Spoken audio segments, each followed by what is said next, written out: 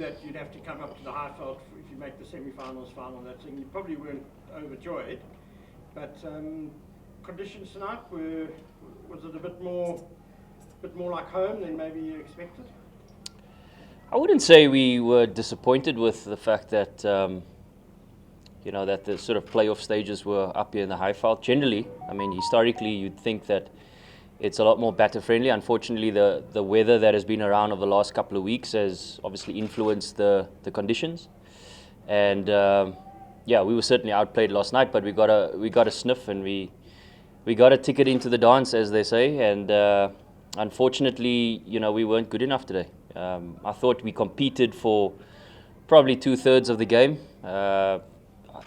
If I think back to stages of the game where we probably let it slip, was probably that back 5 overs of our bowling innings. They got 60 odd runs in that 5 overs. That certainly took it away from us with the good conditions that we faced. So it's a tough pill to swallow, but great learning. How important was not having, to rephrase this question, Riley also showed how to play on this particular surface with one batter batting through. How crucial, how costly was it for your team not to have that kind of batter to actually push through and then towards the end? When you're chasing let's call it a lowish total according to sort of par score here at the Wanderers, and obviously we saw how the conditions were a little bit variable. So importantly, we needed to build partnerships. And yes, it was going to be a stage where somebody needed to get you over the line, but unfortunately we just couldn't string them together. We lost wickets at crucial times. That obviously put us on the back foot. And as I said, there's great learning there. But jeepers, what a great tournament. It's great to see fans back and bums on seats.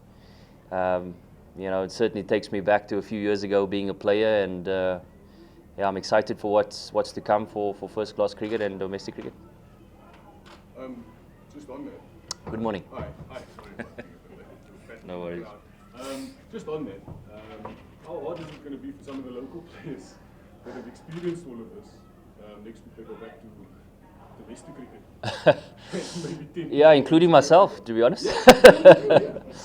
Look, at the end of the day, it's a professional environment, and you got to be able to switch on when the time is right, and that's what's called of us as professionals. Whether you're a coach, whether you're a player, you always think about tours that you go on as a South African player. You're playing all formats, and this is no different. Yes, it's the high of this tournament. I mean, it was exciting, great to be a part of. But at the end of the day, we still have a job to do, and we still have four 4-day games left for the most part, and we got to make sure that we compete. So, yes, we need to sort of detox from it, and it's probably going to be harder for the guys that are coming out of the final. But we got to turn it on come next week. What have you taken away from this experience as a coach? Man, it's just been a great opportunity to stretch myself, and what great learning to coach some of the best players in the world, to coach some of our local talent around, our best local talent. And it's just been unbelievable to build relationships, to try and stretch yourself to get the best out of people. That's primarily the main job of a coach, is to try and get the best out of players. And seeing guys go through ups and downs in their careers, having gone through it myself, you can certainly relate and have those conversations, those deep, challenging conversations with certain guys, and hopefully you play a part of influence in their career at some point. JP, just following up on that, Josh Butler, Jason Roy, Owen Morgan, I mean, such massive figures in global limited overs cricket. Just how much have they brought to your team in particular, I guess? They've been unreal. The value add that they've brought has been second to none. The willingness to have vulnerable conversations about their tough times in their careers.